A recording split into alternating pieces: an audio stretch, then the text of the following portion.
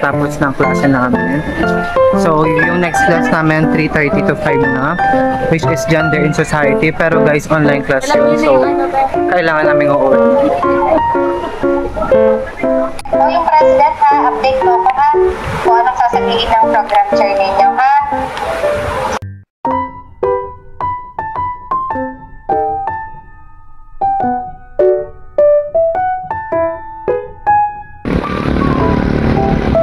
Guys, I'm waiting for you.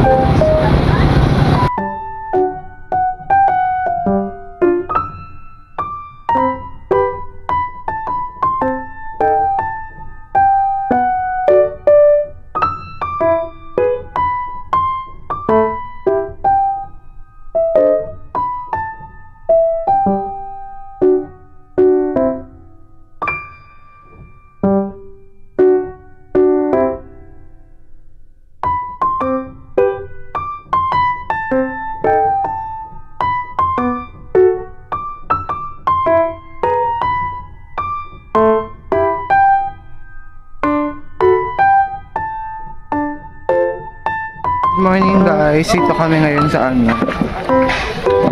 Crimson na, dito na ako. Dito ako sa IG Engineering Department, papunta ng Nursing guys. At ng CCIT Department.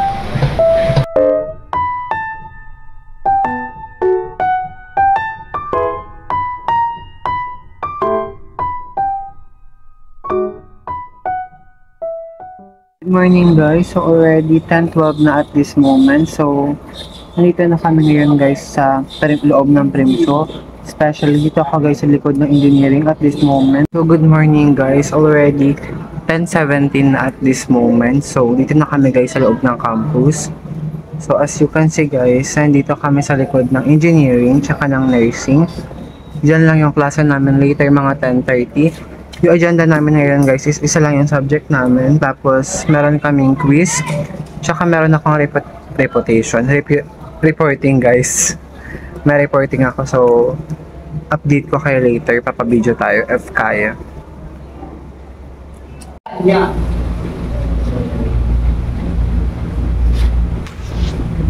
Yung soberanya o yung tinatawag natin na sovereignty at installation, sila yung nag-influence sa economy, kung paano nila tatakbang yung ekonomiya nila, at sila din yung namamahala when it comes to their internal affairs na walang pangihimasok or nangihalam yung ibang bansa.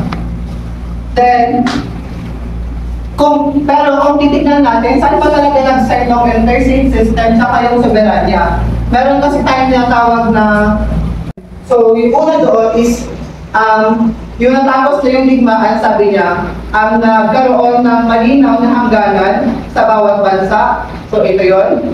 Then, number 2, sabi niya, nabigyan ng pantay na karapatan ang maliliit at malalaking bansa sa pandaigdigang larangan sa Manila, tapos na yung 30 years of war. Pero biglang dumating si Napoleon Bonaparte. Nung dumating si Napoleon Bonaparte, sabi niya, hindi. Kala niya tapos na yung 30 years of war. May bago siya in-implement. Sabi niya, dala-dala niya at pinapromote niya yung tinatawag natin na French Revolution. Under ng French Revolution, sabi niya, dapat ang bawat bansa is magkaroon ng liberty o ng kalayaan. Sabi niya, equality, dapat yung bawat bansa is magkaroon ng pagkapantay-pantay, at fraternity, dapat magkaroon ng kapatiran yung bawat bansa. Sabi niya. During that time, hinamon niya lahat ng mga matataas na katungkulan sa iba't ibang bansa sa Europa. Sabi niya, ginamon niya yung mga pari, yung mga karlika, yung may matataas na katungkulan para i-implement ng French Revolution at para magkaroon ng kasunduan. So kung titignan natin, bakit ba niya hinamon or ano yung layunin ng interstate system? Effects of globalization and government. So, una, yung positive effects.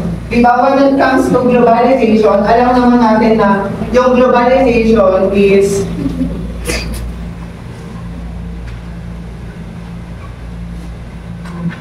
diba, yung globalization, yun yung ugnayan ng iba't ibang bansa na kung saan nagkakasundo sila sa iba't ibang aspeto na kung saan, diba, merong nagkakasundo sila when it comes to economy,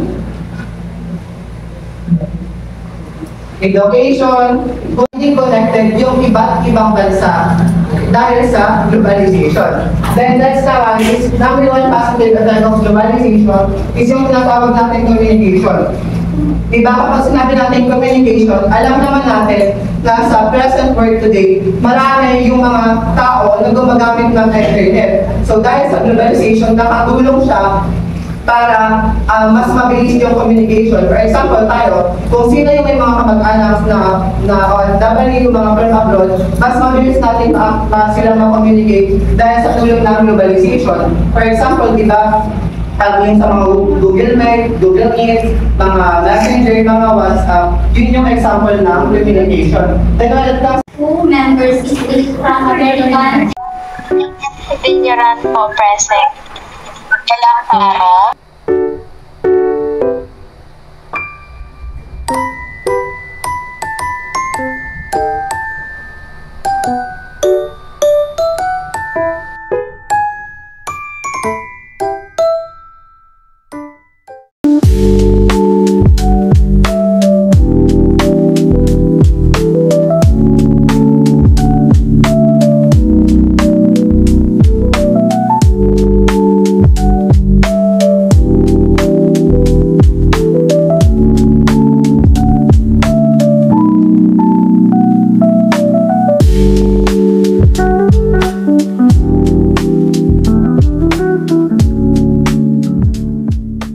Morning guys, so already 8:54 na at this moment. So dito na kami guys sa building namin.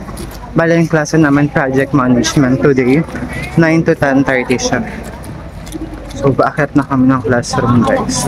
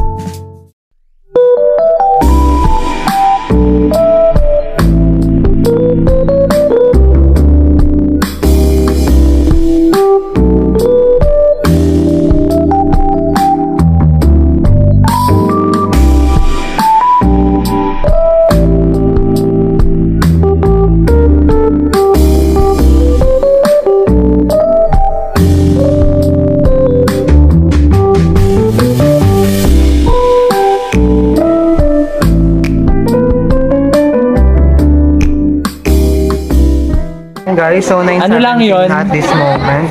So, nandito kami ngayon guys sa ABR with them. So, Closure sa mga lalaki ko, ganon. yung class namin for today is 9 to 10:30, which is Strategic Business Love Analysis. siya o love. So, waiting kami ng Asa prof si namin. Ashley? So, naghihintay kami guys. Baka meron kaming short quiz or either discussion for today. So, waiting kami. Kapamilya. Batuhin kita Family, pamilya. Double or nothing na yan? Pwede bang double or nothing?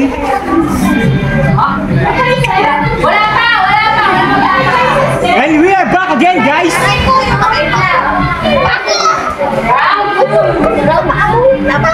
Ako po, pie chart! Ay. Tapos na pala. Tapos na.